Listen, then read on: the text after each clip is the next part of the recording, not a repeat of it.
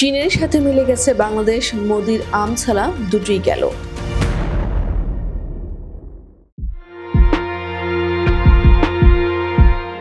ভারত সবসময় চায় বাংলাদেশকে চাপে রাখতে। বিশেষ করে ফ্যাসিস্ট হাসিনা পালিয়ে ভারতে আশ্রয় নেয়ার পর থেকে মোদী সরকার বাংলাদেশকে কোণঠাসা করে রাখতে একের পর এক স্বার্থবাদী সিদ্ধান্ত নিয়েছে। যদিও এসবের কারণে বাংলাদেশের কোনো সমস্যাই হয়নি, উল্টো এখন চাপে পড়ে গেছে নরেন্দ্র মোদীর বিজেপি সরকার। ভারতে চিকিৎসা নিতে প্রতি বছর বড় সংখ্যক রোগী বাংলাদেশ থেকে যায়, এমনকি অনেক হাসপাতাল ক্লিনিক গড়ে উঠেছে শুধুমাত্র বাংলাদেশিদের জন্য। বাংলা ভাষায় একটি প্রবাদ রয়েছে, আমছালা দুটোই নাকি গেল। ভারতের অবস্থাও এখন ঠিক তেমনি। স্বৈরাচার হাসিনার জন্য মোদী সরকার বাংলাদেশে ভিসা কার্যক্রম স্থগিত রেখেছিল। তারা চেয়েছিল বাংলাদেশকে কোণঠাসা করে রাখতে, তবে তা আর হলো না। বাংলাদেশ এই সুযোগে মিলে গেছে চীনের সাথে। ভারতের চেয়েও শতগুণে ভালো চায়নার চিকিৎসা ব্যবস্থা। ইতিমধ্যে বাংলাদেশিদের জন্য স্পেশাল হাসপাতাল নির্মাণের উদ্যোগ নিয়েছে চীন সরকার, আর এতেই কপালে হাত মোদী সরকারের। বাংলাদেশি রোগীদের থেকে বছরে 5,000 কোটি রুপিরও বেশি আয় হতো ভারতের, যা এখন বন্ধ হয়ে যাওয়ার পথে।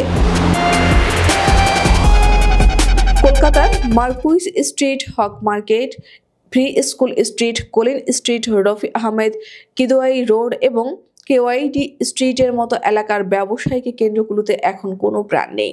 রেস্টুরেন্ট, হোটেল সবকিছুই প্রায় বন্ধ হয়ে গেছে, আর ব্যবসায়ীরা তাদের বিক্রি পুরোপুরি শূন্য হয়ে যাওয়ায় ঋণে ডুবে আছেন।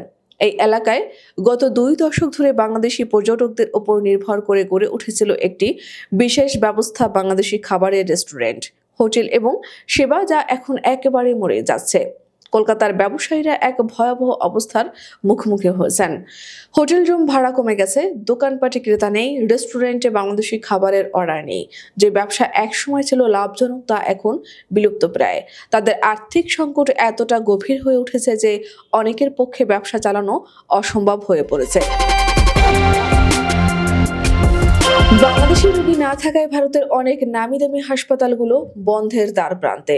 সে দেশের হাসপাতাল, ক্লিনিক, ব্যবসায়ীরা এখন দুষছেন প্রধানমন্ত্রী নরেন্দ্র মোদীকে।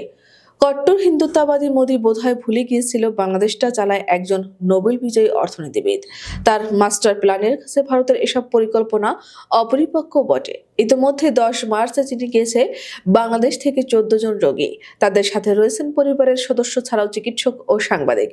উন্নত চিকিৎসার জন্য বিশ্বব্যাপী বেশ জনপ্রিয়তা রয়েছে চীনের। এবার কম খরচে বাংলাদেশি রোগীদের চিকিৎসার দ্বার উন্মোচন করল বিশ্বের অন্যতম প্রভাবশালী এই দেশটি। শুধু তাই নয়, আমাদের দেশের রোগীদের জন্য বিমানের যাতায়াত ভাড়া এবং চায়নায় থাকা খাওয়ার খরচ কমানোর উদ্যোগ নিয়েছে সে দেশের সরকার।